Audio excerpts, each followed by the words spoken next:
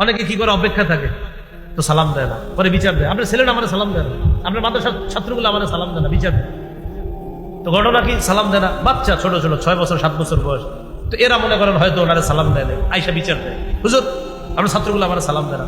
তো হুজুরের বুদ্ধি করে জিজ্ঞাসা করলেন, আচ্ছা আমার বাচ্চাগুলো যে আপনার সালাম দেয় নাই, আমার মাদ্রাসার বক্তব্যের ছাত্রগুলা কি অবস্থায় সালাম দেয় নাই? তো বলতেছে আমি দোকানের সামনে বসা আর ওরা দোকানের সামনে বসা। তো এই অবস্থায় কি করলেন?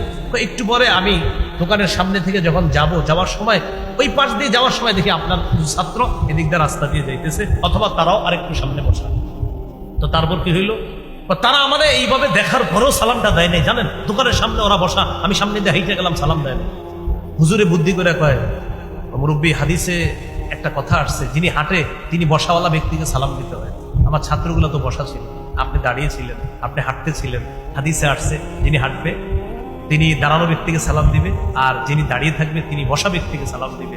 এখন আপনি তো দাঁড়িয়েছিলেন, ওরা তো বসা ছিল, সালাম দিয়েছেন, এটা তো হাদিসে আসছে। উনি চুপ, তো নেই। আমি আপনার সাথে যেটা বলতেছি, আমরা সালামের অপেক্ষা না করি, আমরাই সালাম দিব।